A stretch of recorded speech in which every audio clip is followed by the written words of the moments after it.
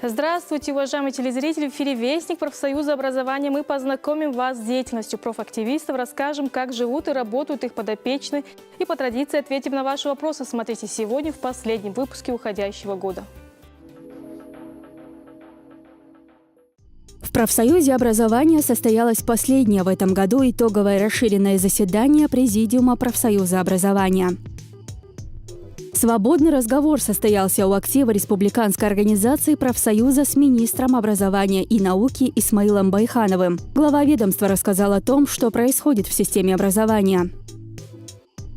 Героиня рубрики «Учитель пред именем Твоим» Шавхалова Малика, учитель химии городской средней школы номер 61. Почему до сих пор сохраняется несоответствие оплаты труда школьного учителя статусу этой профессии? Об этом и других актуальных проблемах образования состоялся разговор штатных работников Лейссовета профсоюза с депутатом парламента нашей республики. В профсоюзе образования состоялось последнее в этом году итоговое расширенное заседание Президиума профсоюза образования, в котором приняли участие штатные работники и районные представители Лейссовета профсоюза. Все подробности в следующем материале. В Доме профсоюзов завершил свою работу 5-й пленум Республиканского совета Чеченской республиканской организации профсоюза. На встрече подвели итоги его деятельности за последние 2 года. В работе пленума принял участие председатель Комитета парламента Чеченской республики по образованию и науке Бекхан Хасбулатов, помощник председателя Комитета по дошкольному образованию Саидмагомед Яударов, члены президиума, а также 240 членов профсоюза. Гости мероприятия в своих выступлениях высоко оценили работу профсоюза. Наш профсоюз показал свою деятельность довольно масштабно. Все направления профсоюзной деятельности, где обозначены конкретные дела. Сотни проведенных мероприятий, тысячи оказанной материальной помощи. Сотни санаторно-курортных путевок, целые тома архивного материала, четкая образованная структура профсоюзной работы. Если одним словом сказать, это грандиозная работа. Подробно рассказали о проделанной работе по реализации намеченных планов и мероприятий в своих докладах заведующие отделами Лейссовета по выполнению решений 3-й отчетно-выборной конференции Республиканской организации профсоюза. Было отмечено, что за последние 2 года удалось добиться положительной динамики по развитию деятельности профсоюза. В частности, речь шла о численности первичных организаций, которых удалось приумножить с 800 до 860. Количество членов возросло на 9976 человек, тем самым составив 60 928 членов профсоюза в целом. Надо отметить, что на январь 2010 года численность первичных профорганизаций составляла 624. Внедрена и действует новая структура Лейссовета. Это 80 кураторов первичных организаций. Во всех первичках избраны уполномоченные по основным направлениям профсоюзной работы. Проведены десятки различных мероприятий, в том числе круглые столы, конференции, конкурсы, слеты, семинары. Подготовлены и выпущены книжные издания, журналы, энциклопедии, брошюры, информационные вестники и множество различных пособий для членов профсоюза. За это время материальная помощь оказана свыше 3000 членов профсоюза, а оздоровиться в санаториях смогли 808 человек. Это не полный перечень всего, что сделал профсоюз за такой короткий период. Но эти цифры наглядно показывают, что профсоюз двигается в правильном направлении и прилагает все необходимые усилия для достижения поставленных целей. А цель профсоюза в первую очередь защита прав и интересов педагогических работников и улучшение условий их труда. После официальной части состоялась церемония награждения победителей и призеров 3 республиканских профсоюзных конкурсов. Лучшее литературно-художественное произведение «Учитель пред именем Твоим», лучший профсоюзный информационный стенд, лучшая страничка сети интернет, а также наиболее отличившихся членов профсоюза дипломами, грамотами и денежными поощрениями.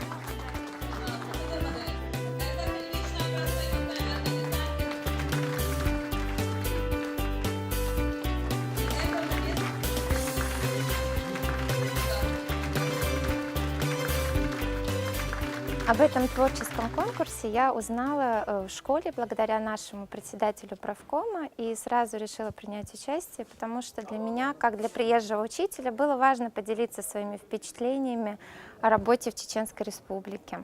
Если каждый член профсоюза обладает достаточной информацией, то улучшается и понимание со стороны и членов профсоюза, какую работу мы проводим и что конкретно мы делаем для них.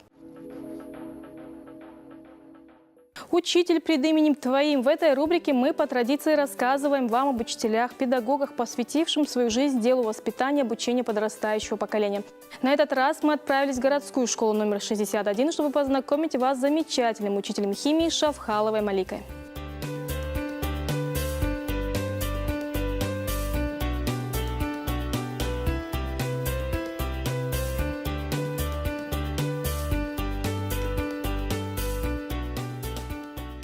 Скоро прозвучит звонок на первый урок, и Малика Ахмедовна, учитель химии, спешит. Ей надо подготовить все необходимые ингредиенты и сосуды для проведения химических опытов. Вот уже 22 года Малика Шавхалова учит детей сложным химическим формулам. Химия – наука точная, один из самых сложных предметов в школе, говорит педагог. А дети, к сожалению, много учить не любят, поэтому учителю приходится постоянно быть в поиске новых форм и методов обучения. Учит школьников этот неравнодушный к своей профессии преподаватель именно понимать предмет. Какой прок в зазубривании формул, если полученным знанием школьник в будущем не сможет найти практического применения? У нашей героини есть свои педагогические тонкости в работе. На этом уроке она рассказывает детям о кислотах. Это один из сложнейших разделов химии.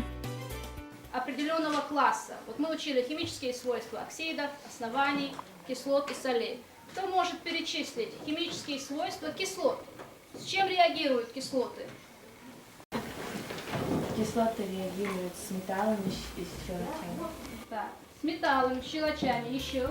Чтобы урок был интересен детям, а материал запоминался, он должен иметь практическую составляющую. Хороший учитель всегда научит школьника самостоятельно добывать знания и применять их на практике. Помня об этом, Малика Ахмедовна часто проводит с учениками уроки исследования. Даже плохо успевающий ученик обнаруживает интерес к предмету, когда ему удается что-нибудь открыть. Выполняя лабораторные работы на уроках, учащиеся становятся активными исследователями. Мы с вами наблюдаем выделение пузырьков, да? Это выделяется углекислый газ. Проделайте, пожалуйста, самостоятельно этот опыт, осторожно.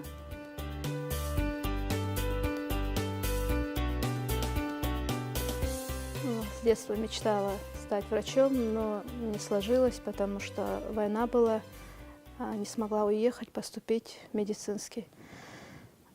Поэтому выбрала химико-биологический факультет. Потому что и в школьное время любила химию, мечтала поступить на медицинский, стать врачом. Но не жалею, что сейчас стала учителем. Сейчас, вот в данное время, как никогда люблю свою профессию.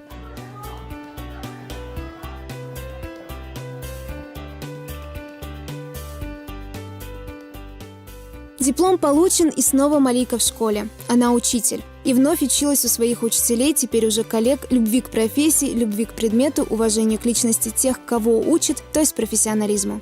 Я посвятила ее первый урок, то получила следующее предопределение.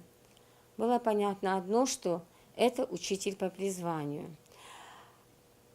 Увидела то, что она не только методически грамотно умеет строить урок, но она четко знала, что спрашивать, что объяснять и что должен отвечать ученик. Главное для Малики, как научить на уроке думать ребенка прежде всего. А в атмосфере главное для нее, в атмосфере классного коллектива, это как не пройти мимо таланта и одаренности. И это у нее получается достаточно успешно. Первый мой урок, я помню отзывы об этом уроке. Я помню, что как раз мой директор Раиса Васильевна присутствовала на этом первом уроке, и она мне сказала: ты будешь хорошим учителем. На что я ответила: нет, я не задержусь в школе, я все равно поступлю в медицинский, нет, я не стану учителем.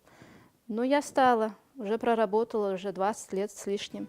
Химия – весьма своеобразная часть естествознания. Предмет химия является одним из самых трудных предметов для усвоения учащимися. Поэтому зачастую химию любят или хотя бы готовы ею заниматься только те школьники, которые каким-то чудесным образом влюбились в этот предмет. Хадижат, ученица 9 класса, точно знает, что знания, которые она получает на уроках Малики Ахмедовны, ей пригодятся в жизни. Учителя химии я знаю с 8 класса. На ее уроках очень интересно. Мы проводим различные опыты, узнаем много нового.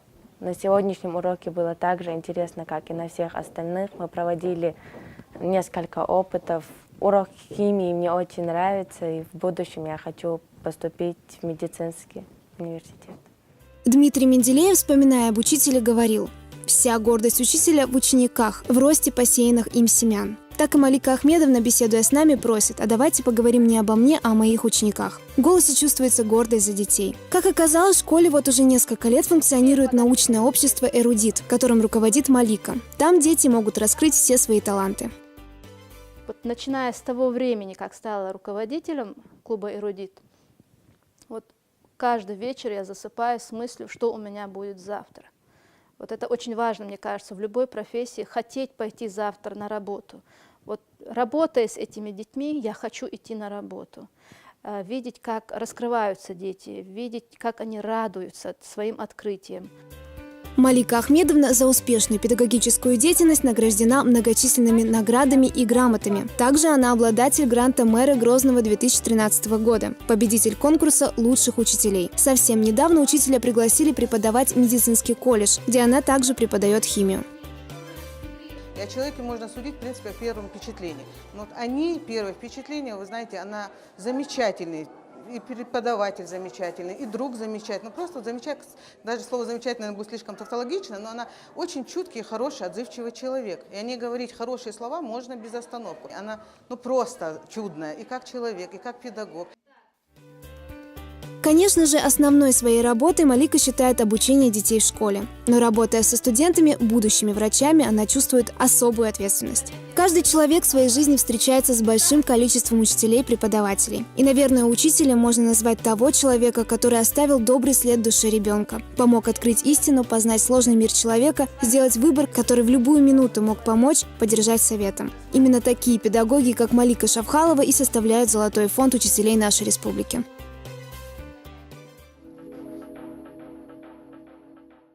Свободный разговор состоялся у актива республиканской организации профсоюза с министром образования и науки Исмаилом Байхановым. Глава ведомства рассказал о том, что происходит в системе образования, а участники встречи задавали министру интересующие их вопросы. Смотрим сюжет.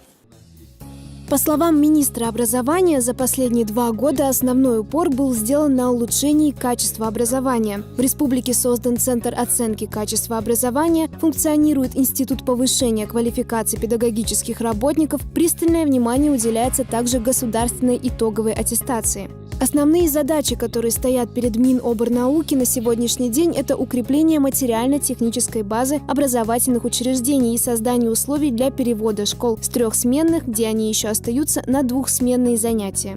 У учителей таких школ практически не остается времени на внеурочную деятельность и повышение своей профессиональной компетенции. Чеченским педагогам необходимо идти в ногу со временем и осваивать новые инновационные методы и формы преподавания, подчеркнул министр. Исмаил Байханов сообщил, что за последние 2 года Министерство образования Чеченской Республики получило от федерального центра более 8 миллиардов рублей на строительство новых школ. На эти средства удалось построить 38 школьных зданий. В настоящее время строится еще 3. Это, по его словам, хороший результат по сравнению с другими регионами, для которых строительство лишь нескольких школ является большим событием. Наблюдается положительная динамика в показателях качества сдачи ЕГЭ. Если раньше дети при сдаче экзаменов могли рассчитывать на помощь родителей, то ныне они могут надеяться только на себя, и показатели по ЕГЭ существенно изменились. По словам министра, у наших детей на самом деле большой потенциал. Они стали конкурентоспособными.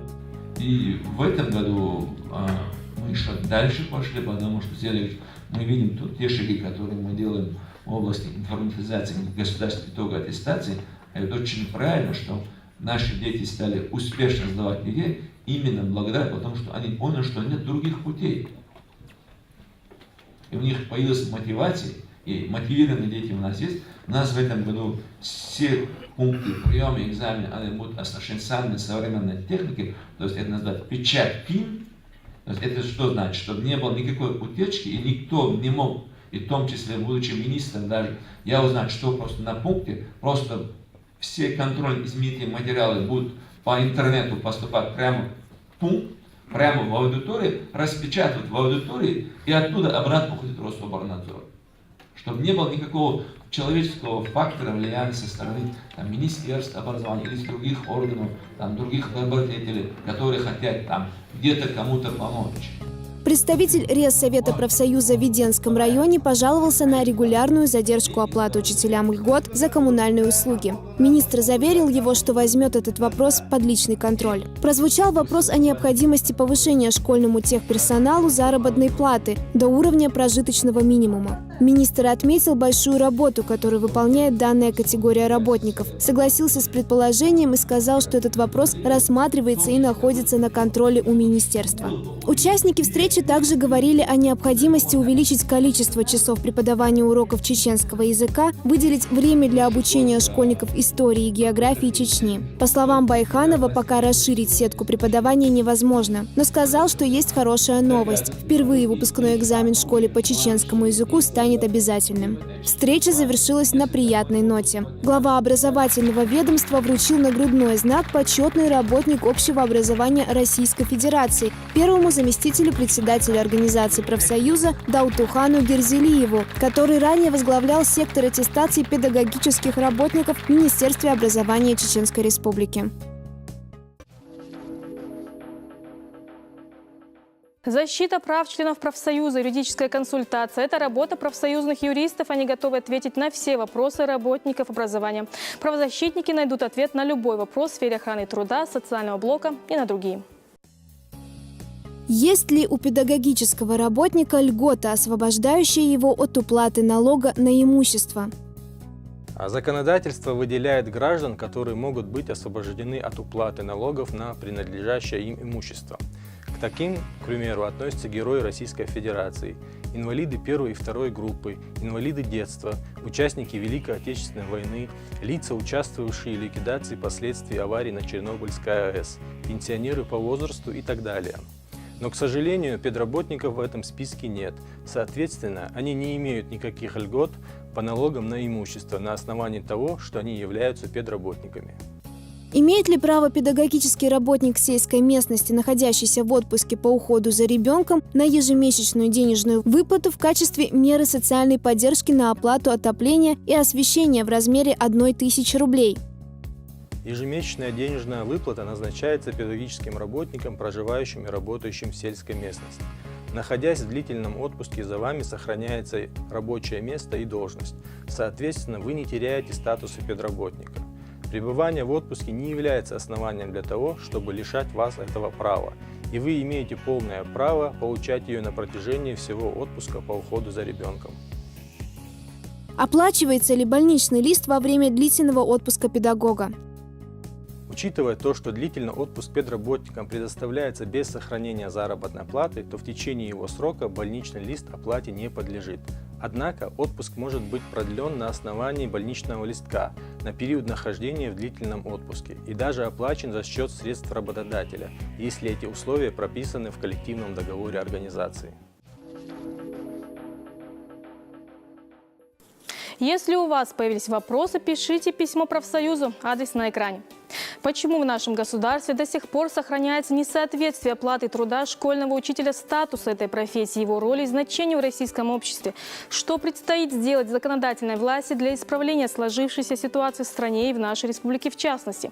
Об этом и других актуальных проблемах образования состоялся разговор на встрече штатных работников Рessовета профсоюза с известным чеченским политиком.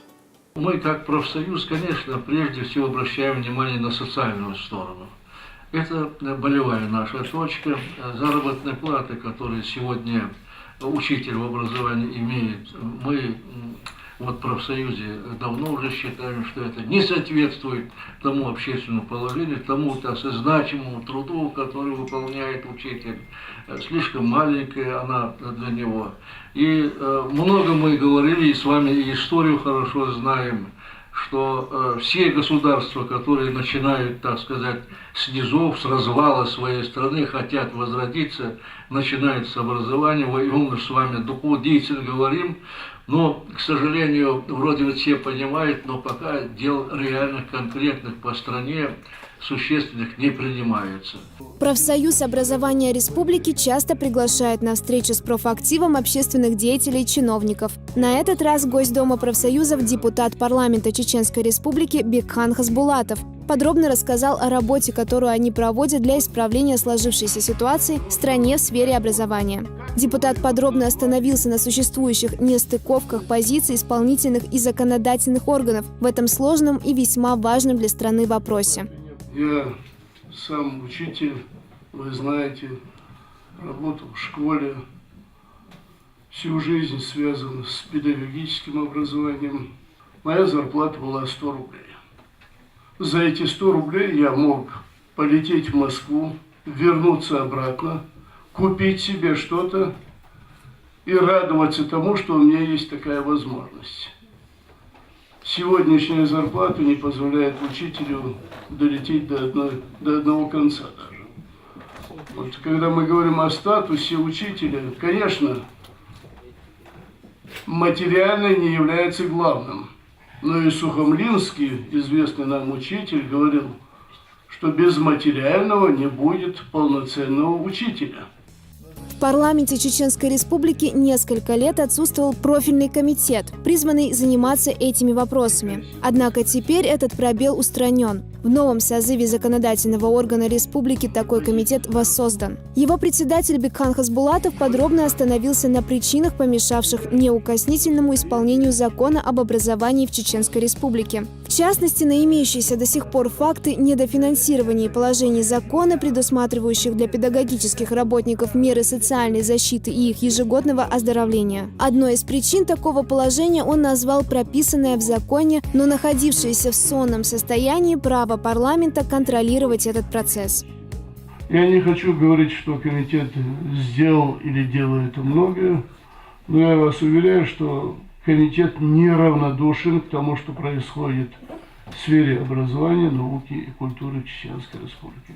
И все, что возможно реально сделать с вашей помощью в первую очередь, потому что если не будет взаимовыручки, взаимоподдержки, думать о том, что какая-то властная структура может что-то самостоятельно сделать, это неправда. Надо пройти мониторинг своей деятельности через восприятие того, что ты делаешь, вот, общественностью. А главным органом общественного отношения к образованию в нашей республике является, несомненно, профсоюз.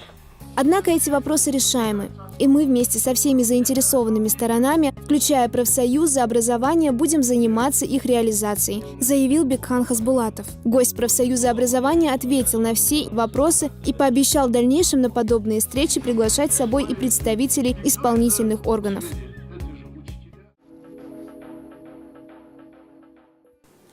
Это все, что мы успели вам рассказать. Более подробно обо всем вы сможете узнать на сайте ressовет.ру. Также вы можете скачать новое официальное приложение Рессовет Инфо, разработанное специально профсоюзом образования нашей республики. Там вы найдете для себя много полезного. Ну и, конечно, не могу не воспользоваться случаем. Поздравляю наших телезрителей, особенно членов профсоюза образования, с Новым годом. Желаю всего наилучшего. До новых встреч в новом 2017 году. Адикеуш.